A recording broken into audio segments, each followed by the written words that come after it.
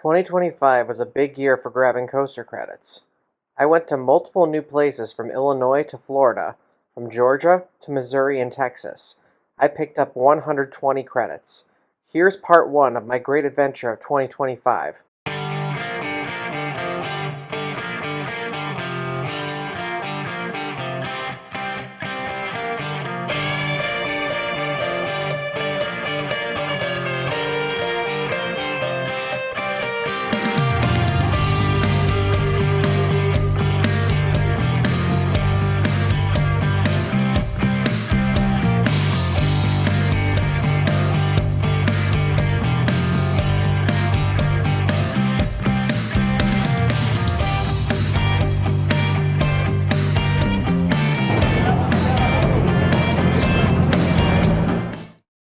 While last year was a crazy good year for me, it certainly came with flaws, and I developed an archenemy in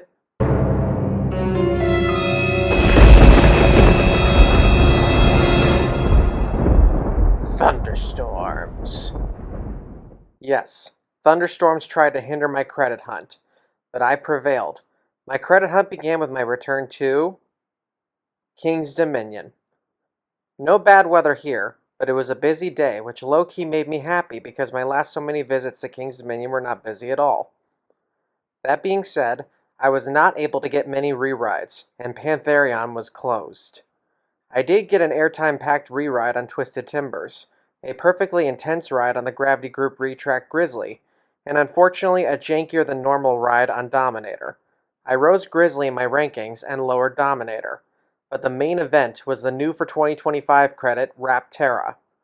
I'm not the biggest fan of modern B&M loopers such as wing or dive coasters. I usually prefer the inverts, sit down, or floorless, but I figured I'd give it a shot since I do like Thunderbird. Unfortunately, I was very underwhelmed. The opening launch was punchy, but the entire rest of the layout wasn't very strong. There were no near-miss elements on it, which is the best part about B&M wings. There were a couple of airtime moments which were a pleasant surprise, but overall it ranks as one of my least favorite wing coasters along with Wild Eagle at Dollywood. Also, not to be petty, but the rattle gave me a headache. I'd rather ride most old-school janky loopers over this. So, interesting start to 2025. My next credit was the reopened Top Thrill 2, which I failed to get last year due to its closure just after 1 week. After working a 5 a.m. to 1 p.m. shift at my job, my mission was to simply pop my head into Cedar Point and get one ride on this bad boy. It started off a little rough with the constant breakdowns, but I patiently waited until I finally got my shot. It was a very different experience from the OG Dragster. I was surprised by how much airtime was on not only the backward spike, but also over the top hat. I got sustained airtime over that top hat to the point where I was flung through the twisted drop downwards. Such a cool experience, and as far as rankings, I do put it over Dragster. After that, I revisited Kings Island to re-ride my favorites there, including Diamondback and Mystic Timbers. Beast rose up many spots in my rankings, so did Banshee. Orion, meanwhile, fell in my rankings, as I actually preferred my re-ride on Millennium Force over it. It was also nice to grab another credit on Snoopy's Soapbox Racers. I then had two options for Memorial Day weekend with my fiancée. Either return to Carowinds to finally get her on Fury 325, or visit Six Flags Great America for the first time. Thanks to my arch enemy strike in the Carolinas, Six Flags it ended up being. I was excited to go to this park thanks to the gold mine of unique coaster credits, but it wasn't easy. The park was pretty busy, the operations weren't perfect, and there were ride closures including the classic Aero Looper Demon. A bunch of other rides weren't running at the beginning of the day, such as Goliath and American Eagle. Nonetheless, I made sure we got on Max Force before something bad happened to that one as well. Max Force was pretty sick. The opening launch was extremely powerful, and each element including the dog tongue, heartline roll, and max dive loop gave excellent whip and even some hang time. It's still a gimmicky launch coaster with barely a layout, but I decided to rank it above the likes of King Dakar, Accelerator, and the OG Dragster. Then we decided to ride the iconic Whizzer.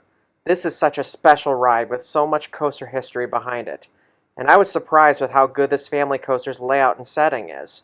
I even got whippy laterals throughout the whole ride, and riding this with my special lady in my lap made this experience so fantastic. I decided to put it in my top 100. Even though we saw testing of Wrath of Rakshasa, we were 1 week too early for it. Oh well, better luck next time.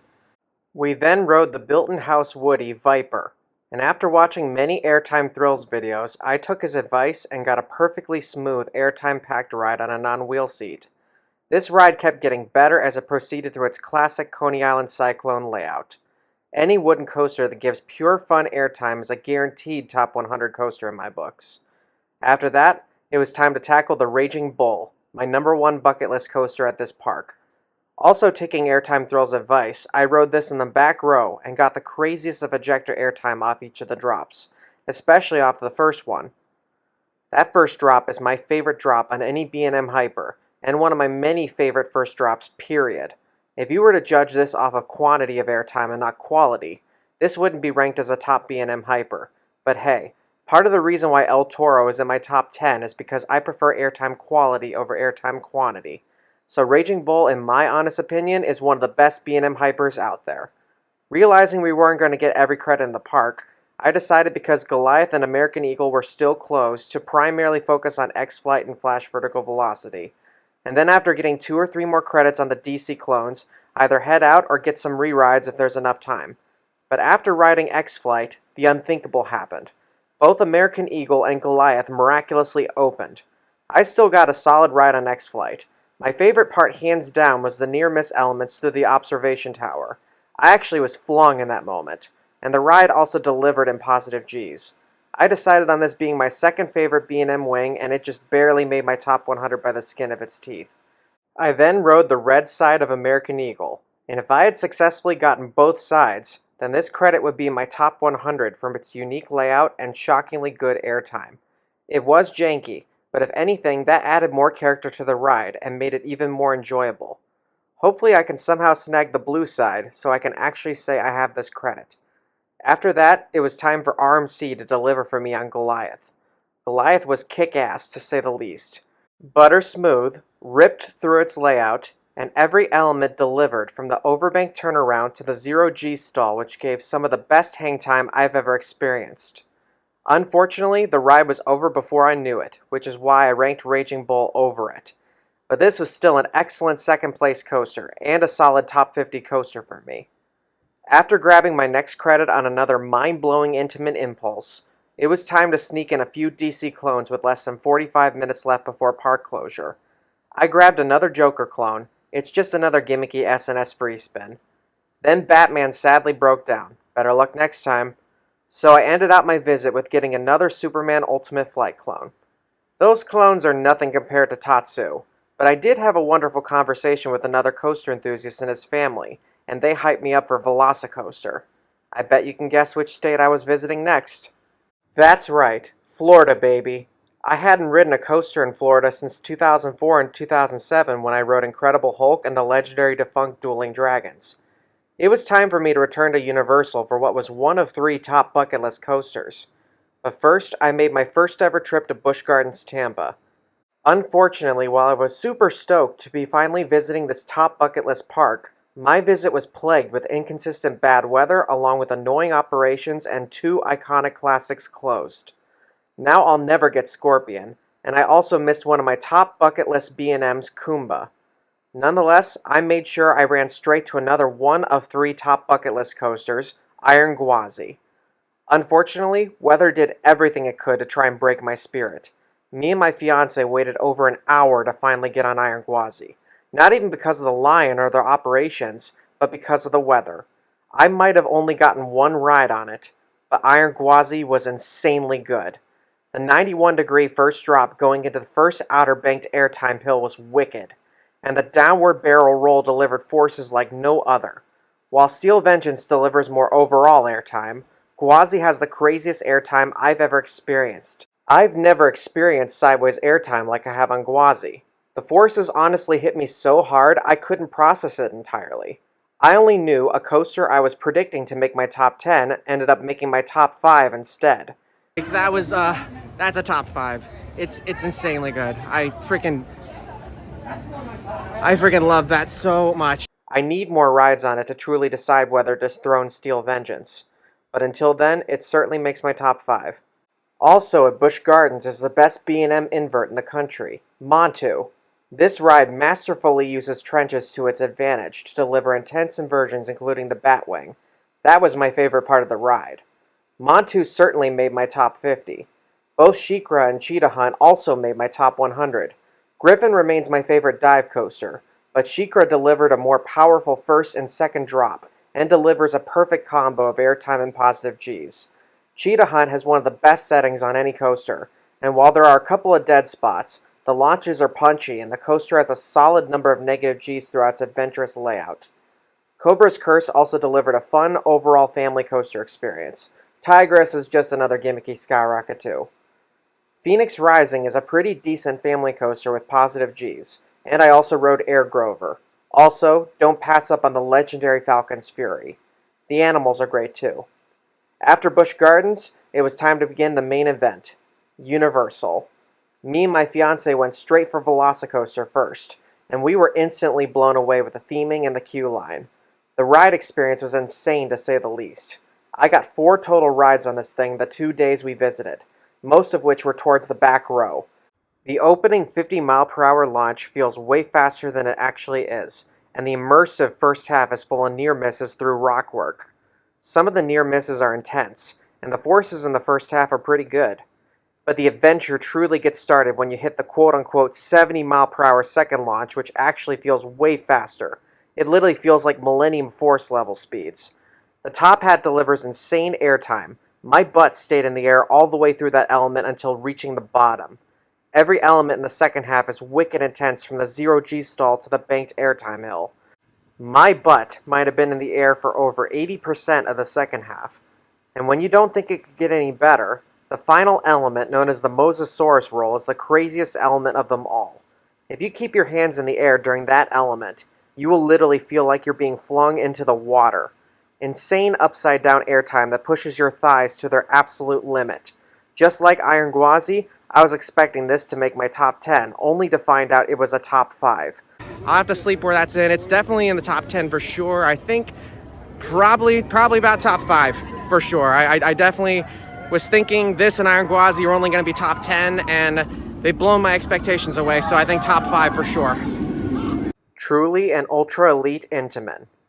After Velocicoaster, it was time for Hagrid's Magical Creatures Motorbike Adventure. Unlike Velocicoaster's queue line, Hagrid's queue line was very disappointing. The ride experience was a mixed bag for me. Let me start with the positives. This is a world-class ride. The theming, animatronics, and setting were perfect. Also, as a coaster, this is a pretty solid ride. The layout is good, the drop track gave great airtime, and the ride delivered whippy laterals that almost reminded me of Wizard's laterals. The coaster is solid and forceful, and the ride experience is truly amazing. My problem is, I feel that this ride is a little too overrated by enthusiasts. This is an elite family coaster, but it's nonetheless a family coaster. There are many enthusiasts that claim to be hardcore thrill seekers that put this in their top 25, and they put it over other rides that are way more intense.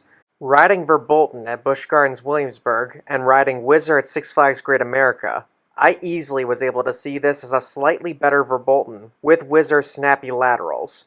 Hagrid is better than both those rides, and a worthy top 100, but not by that much. Yet there are many enthusiasts that treat Verbolten and Whizzer like their chopped liver for being family coasters, but rank Hagrid's in their top 25 with Velocicoaster. I just don't see that personally. If I compare this to the likes of Velocicoaster, it's nowhere close to as good. I actually rank the red side of Dueling Dragons over Hagrid's. Sue me. After happily getting rides on both Velocicoaster and Hagrid's, my arch enemy struck again, but arrived way too late to affect me in any way. I rode plenty of dark rides like Harry Potter and the Forbidden Journey and the Amazing Adventures of Spider-Man. And when the rain let up, I went on some of the water rides like Jurassic Park River Adventure. I also got Butterbeer. I also got a re-ride on the Incredible Hulk coaster, my first ride in 18 years. It was one of my favorites as a kid, and I was happy to see it still deliver the way I remembered. The opening launch off the lift hill was sick, and every inversion was forceful through its foggy setting over the water. It did run a little rougher than it did in 2007, which is easily understandable being an older ride. But for me, roughness wasn't too bad, and it didn't hinder the ride whatsoever. Still an excellent B&M looper, and still a top 50 in my books. Afterwards, I decided to head over to Universal Studios for a ride on the soon-to-be-defunct Hollywood Rip Ride Rocket. I was really stoked to get this credit just 1 month before closure, and I was hoping to see this make my top 100. Unfortunately, it failed to do so. Hollywood was not a bad ride by any means. I actually found the non-inverted loop to deliver insane ejector airtime. This ride did have too many mid-course brake runs, but the airtime going into each of those brake runs were also sick. That being said, this ride was janky as hell. I got put in the front row, which I later heard was rougher than the back row, but I was surprised by how janky each of the transitions were. I actually experienced more headbanging on this ride than I did with Hulk, which is bizarre because Hulk has over-the-shoulder restraints while Hollywood literally has a lap bar. Somehow I got headbanging on a lap bar coaster. Kinda odd. I did really like the music and stereos on the ride. It was a lot of fun to jam out to My Chemical Romance while riding this coaster. Unfortunately, this ride would break down multiple times, and if you're stuck on one of the mid-courses, then they turned off the music. For me, that took so much away from the overall experience. Still, it was a fun ride. Not a top 100, but I'm glad I rode it. After a re-ride on Velocicoaster, it was time for bed and to get ready for the next day. The next day, I went to SeaWorld Orlando. I knew that my arch enemy was going to strike again that day, and I needed to move fast to collect all the credits. I started off with Manta. It was really fun with excellent low-to-the-ground moments interacting with water. Of course, the ride starts with a pretzel loop. It's nowhere near close to Tatsu's pretzel loop, but Manta is a way better ride compared to the Superman clones, and because of the excellent theming and interactions with the water, it deserves a top 100 spot. Next up was Mako, my top bucket list coaster in the park. A lot of enthusiasts view this as the best B&M hyper, and I hate to seem underwhelmed, but it's not the best B&M hyper in my honest opinion. I like Diamondback, Raging Bull, and Nitro more. Still, this was a great ride. The setting is beautiful, and each of the airtime hills gave long, sustained floater airtime. Doesn't have the same forceful power Diamondback has, but it was still fun objectively and the best ride at SeaWorld. After getting a solid water coaster experience on Journey to Atlantis, it was time to tackle credit number 200 for me on Kraken. Credit number 200 was certainly not a disappointment. Kraken has a masterful layout with forceful vertical and dive loops, a spiraling camelback which might have been my favorite element, and a subterranean dive into Kraken's lair. This coaster uses its location and terrain to perfection, and even interacts a little bit with Mako. In that moment, I viewed it as the best B&M floorless I've ever ridden, and while there's one in Texas I've ridden since that's even better, we'll get to that later. After grabbing a ride on Penguin Track, which was pretty finicky with its operations that day, I knew the thunderstorm was coming, and I had to hurry up to get the other two big credits on the other side of the park. I made it over to Pipeline the Surf Coaster, which ended up being the biggest surprise of the day. While some could argue this ride relies on one specific gimmick, I was blown away with how intense the airtime was, especially in the stand-up position. Riding each of those airtime moments like waves on a surfboard was scary as I hadn't screamed on a coaster as loudly as that since I first experienced the first drop on X2. While I don't rank this as the best in the park right now, I have a feeling this might shoot up in my rankings in the future and become a hardcore top 100 coaster, possibly even top 50. Then the thundercloud appeared as I ran over to Icebreaker, and I waited in the station for a solid half hour during the storm for one brief window where I was able to quickly snag a ride on this. Since it does have the uncomfortable Premier Rides trains, it does rank as probably my least favorite coaster out of the 5 intense coasters in the park. That doesn't mean it disappointed me, though. This ride offered quite a punch when it came to elite ejector airtime, especially over the top hat and throughout the second half of the ride. And if it wasn't for the short length and crammed trains that are also on the top 100 coaster West Coast Racers and on the Skyrocket 2 models that I personally don't like, this would be a guaranteed top 50. But top 100 is still a good place for this, and I did like it more than West Coast Racers, Full Throttle, and Skyrocket, making my favorite modern Premier Rides coaster so far. Then the thunderstorm really started to come down, and during this time I enjoyed aquariums and live entertainment for a while until it got a little drier. Then I snagged another credit on Super Grover's Boxcar Derby. After that, it was time to head out. I had 2 more days at Universal, one to roam freely at Islands and Studios, and one separately at Epic.